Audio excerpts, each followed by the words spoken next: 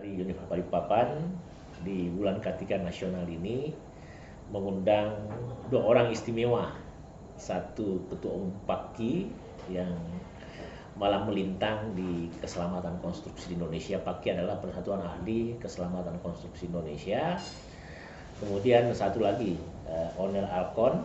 Alkon adalah lembaga sertifikasi selain lembaga pelatihan, khususnya SMK 3.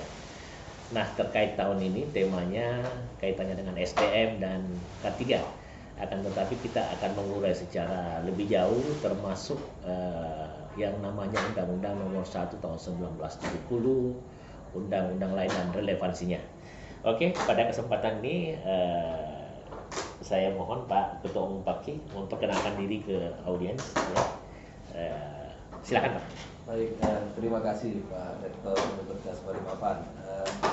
Saya Laswardin Nurdin yang tadi sudah diperkenalkan sebagai Ketua Umum di Perkumpulan Ahli Keselamatan Konstruksi Indonesia atau PAKI. Asosiasi kami berdiri dari tahun 1998. Memang khususnya bergerak di sektor konstruksi terkait dengan keselamatan konstruksi, dan dalam hal ini memang kami mempunyai 21 wilayah Pak, di seluruh Indonesia. Jadi mulai dari Aceh ada sampai di Papua ada. Nah, kaitannya dengan saat ini adalah era di sektor konstruksi, mulai dari pemerintahan Pak Jokowi sampai saat ini masih juga di era Pak Prabowo, khususnya untuk pembangunan ibu kota Nusantara, tentunya ada di Balikpapan.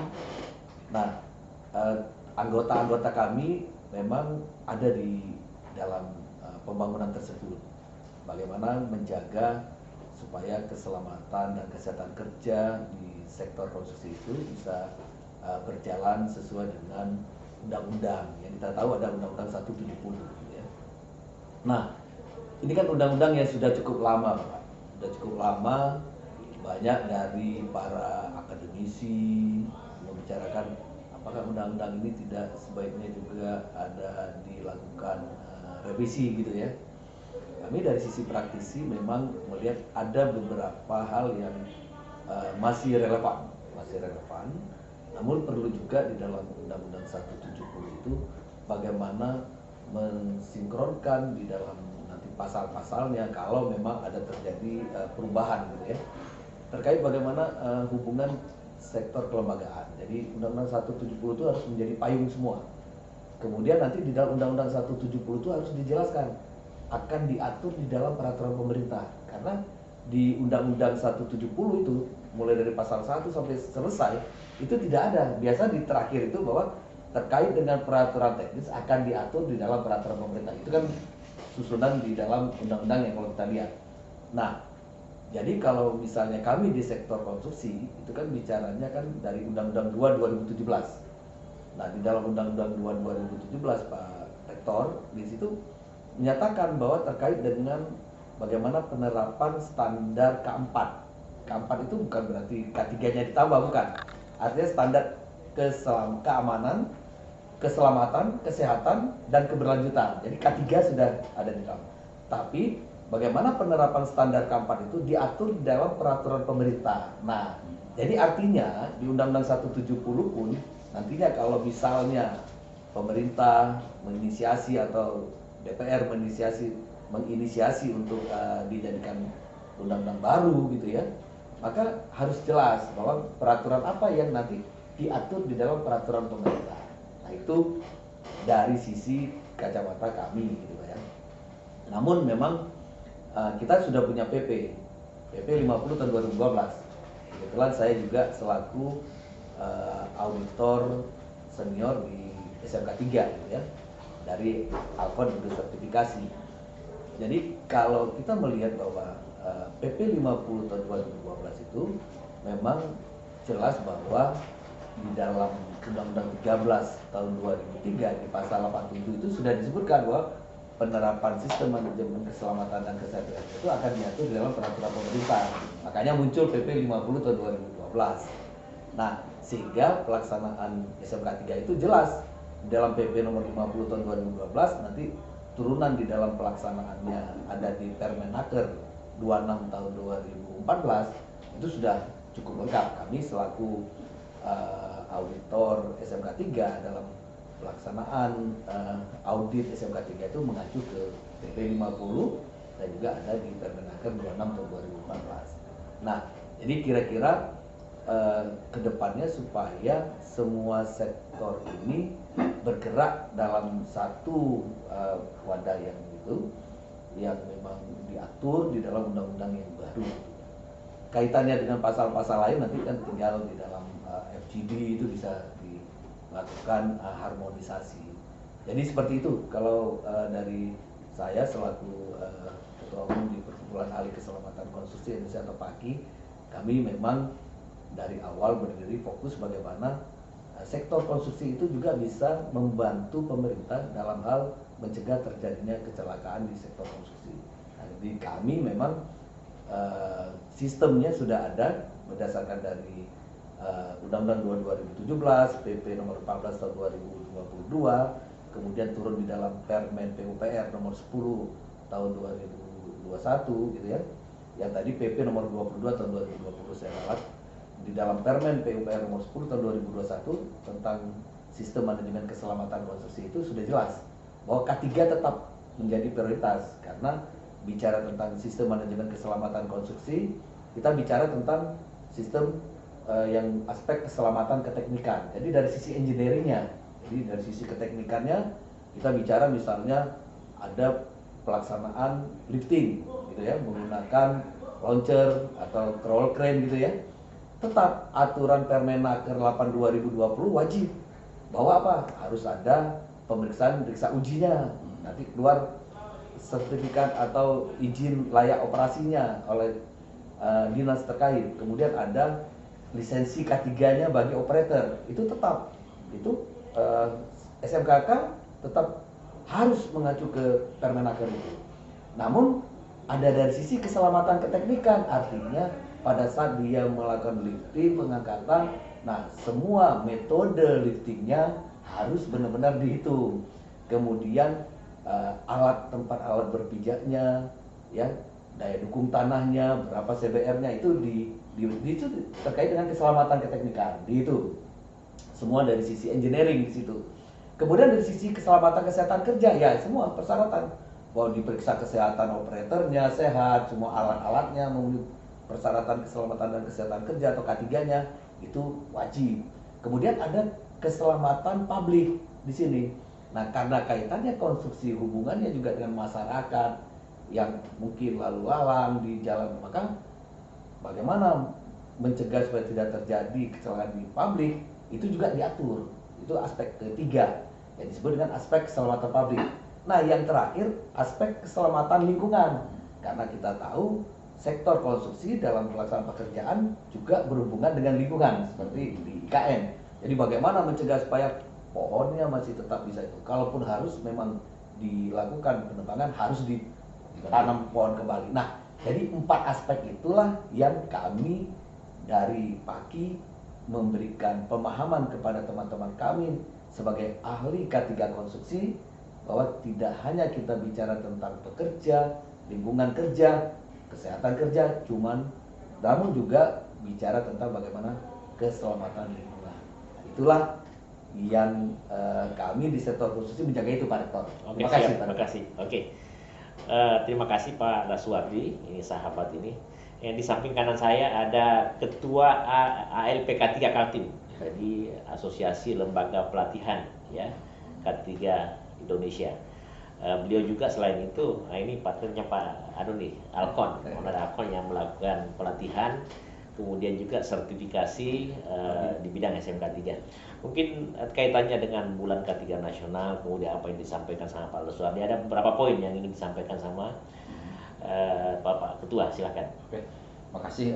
Saya Aiman bin Alwi selaku Ketua ALPK 3 Kalimantan dan selaku pelaksana training dan sertifikasi dan juga audit di Alkon. Untuk ini saya terima kasih ini untuk bisa diundang walaupun secara mendadak, tapi ini sangat bagus momen membahas mengenai Undang-Undang 170. Apa yang disampaikan oleh Pak Las itu memang ada benarnya Pak, karena memang yang kita lihat bahwa jangan sampai ada terjadi tumpang tindih di Kementerian Tenaga Kerja juga melaksanakan misalnya sertifikasi, kemudian di keteknikan juga safety-nya juga di rata-ratinya juga dilaksanakan. Seperti kejadian beberapa tahun yang lalu ada ego sektoral ya, intinya dari Kemenaker melaksanakan ini juga uji sertifikasi, kemudian di sektor lain baik migas maupun dan lain-lain juga melaksanakan. Nah ini kita menghindari itu karena kita sebagai pelaksana training atau pelaksana uji sertifikasi ya kita sih tidak ada masalah ya, karena ada punya, cuma di pelanggan itu terjadi tumpang tindih di situ. Nah itulah yang mungkin kita maunya bahwa satu, pemegang Undang-Undang 170 memang di Kemenaker, tapi di teknis ini bagaimana mengacu ke sana supaya kita memang berjalan seirama. Contohnya aja kayak kompetensi sekarang, sebenarnya ya kami berharap bahwa kalau sudah ada kompetensi melalui yang diuji oleh BNSP, sebaiknya itu dari uji BNSP itu diajukan untuk mendapatkan lisensi sudah bisa didapatkan Pak. Itu yang kita kepingin bahwa satu arah. Jadi jangan setelah kita melakukan uji kompetensi melalui BNSP, nanti sampai di sana dilakukan lagi semacam pelatihan dan lain-lain. Nah ini kita kepinginnya bahwa di sana hanya ujian aja, ini sudah diakui oleh BNSP, jadi kita sekali jalan aja. Jadi sebagai pengguna atau user tidak merasa terbebani. Itu saya menyorotinya bahwa untuk implementasi pelaksanaan sertifikasi dan lain-lain agar memang tidak terjadi, harapannya sih di dunia industri tidak terjadi pembengkakan pembiayaan. Itu mungkin dari saya. Makasih Pak. Oke, terima kasih ya. Ini semangat bulan ketiga nih, jadi bagus juga karena momentum untuk kita membahas. Jadi yang pertama dulu terkait Undang-Undang Nomor 1 Tahun 1970 yang dibahas banyak orang. Kan misalnya kalau pertanyaannya kenapa harus dirubah?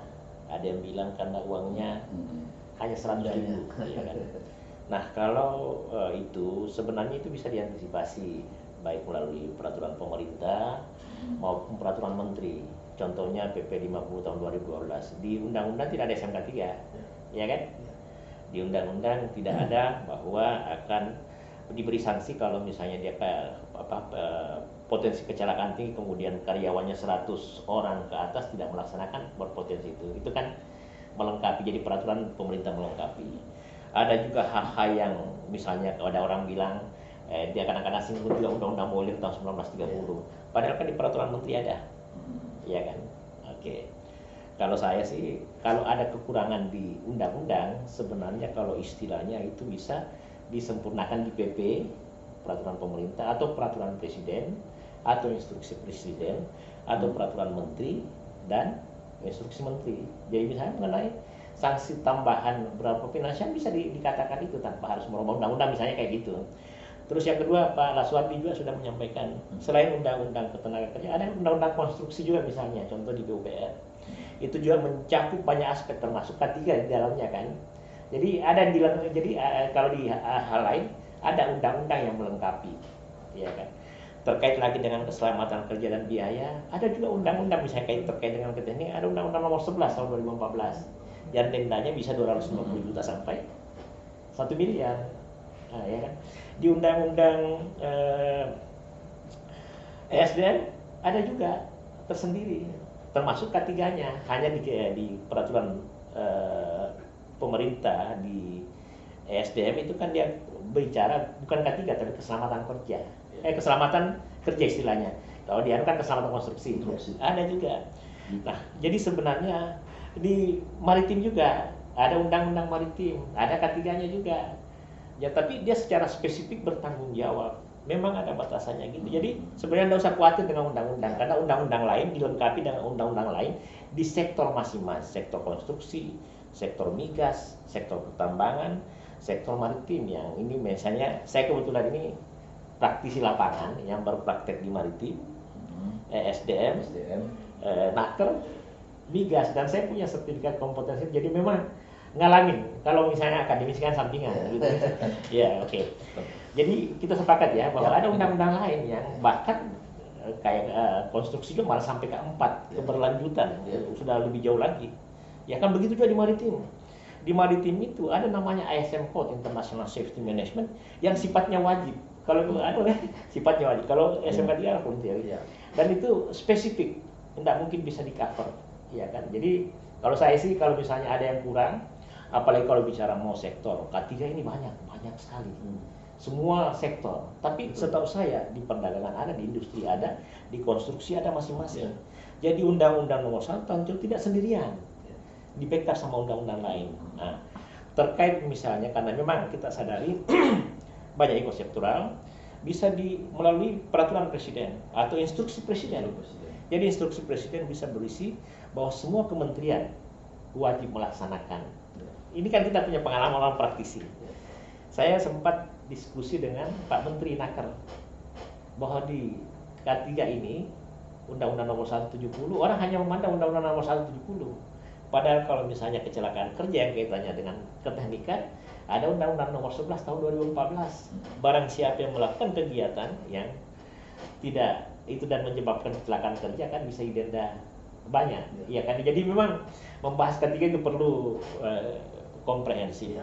Di juga kayak di maritim lebih lagi, dia punya International Maritime Organization yang memang secara spesifik dan detail.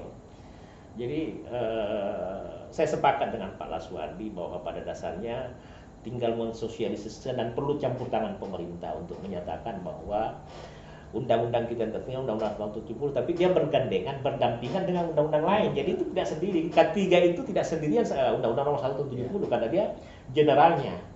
Yang spesifiknya itu undang-undang sektoral, ya kan. Nah, sama dengan pengalaman saya di migas. Di migas itu ada keselamatan pipeline. Tapi kan keselamatan pipeline tidak ada di Naker kan. Nah, itu diatur ada peraturan menterinya juga. Sama dengan SMK 3. Ini salah satu contoh SMKK, sama di contoh yang bagus ini di PUPR konstruksi. SMKK itu dia peraturan menteri. Dia dibawahi peraturan pemerintah 50 tahun 2012. Sama jadi, dengan jadi dia teknisnya makanya di SMK itu sama juga dengan di tambang. Di zamannya Pak Amri. Kita kadang-kadang masing-masing mau bikin SMK 3 tidak ada masalah sebenarnya. Tapi dia harus dibawa peraturan pemerintah. Nah, ketika kita membahas hukum, yang paling utama sebenarnya itu hierarki, kita memahami hierarki. Ada undang-undang, ada peraturan pemerintah, ada peraturan presiden, ada peraturan menteri, ada instruksi menteri. Yang tidak tercakup di undang-undang dibahas di peraturan pemerintah. Peraturan pemerintah agak kuat karena presiden dan DPR. Tapi bisa juga peraturan presiden yang tadi terkait bahwa mesti dilaksanakan semua pihak itu instruksi presiden. Karena kadang-kadang gini, kementerian itu kadang-kadang tidak tahu saja, dia tidak tahu bahwa ada aturan lain, ya kan. Tapi kita pasti sepakat ya bahwa karena K3 ini luas cakupannya, perlu pengalaman yang komprehensif untuk membahas K3 secara spesifik atau perlu punya pengalaman seperti itu, ya kan. Dan kita tidak salah bahwa bukan ekosektoral sebenarnya, akan tetapi dia harus mengambil bagian-bagiannya. Yang general itu boiler, tidak ada satupun kelembagaan yang kalau bukan Naker. Gitu. Tapi kalau yang lain kan banyak. Berjalan tekan di Naker, ada di migas juga. Tapi kan ini berjalan tekannya beda. Ya kan ada yang internasional standar. Biasa dia misalkan American Society of Mechanical Engineer. Ada lagi corrosion. Itu kan corrosion. Kita kadang-kadang kan mau ambil semua. Kalau di migas biasanya kan National Association of Corrosion Engineer. Jadi terkait dengan semangat K3 di bulan K3 ini, ya perlu duduk dengan tenang, tidak terasa gerusu, perlu ada background yang jelas untuk membahas secara detail, ya kan? Karena ternyata setelah kita hitung, kalau tidak ada peraturan kalau tidak ada undang-undang konstruksi, kalau tidak ada SMK 3 kan hambar, tidak mendalam.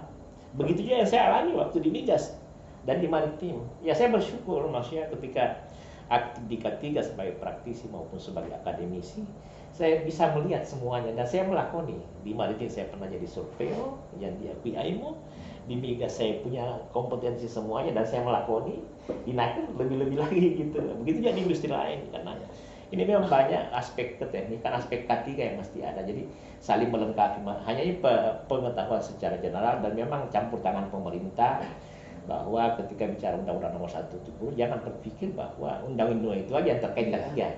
Undang-Undang konstruksi ada K3-nya, Undang-Undang migas ada K3-nya. Ya kan begitu. Peraturan pemerintah nomor 50 tahun 2012. Hanya saja tidak boleh kementerian lain setingkat dengan PP 50 tahun 2012. Tapi kalau dia peraturan menteri yang mengatur secara spesifik, Silakan. iya. Mungkin ada komentar lagi, Bapak, silakan.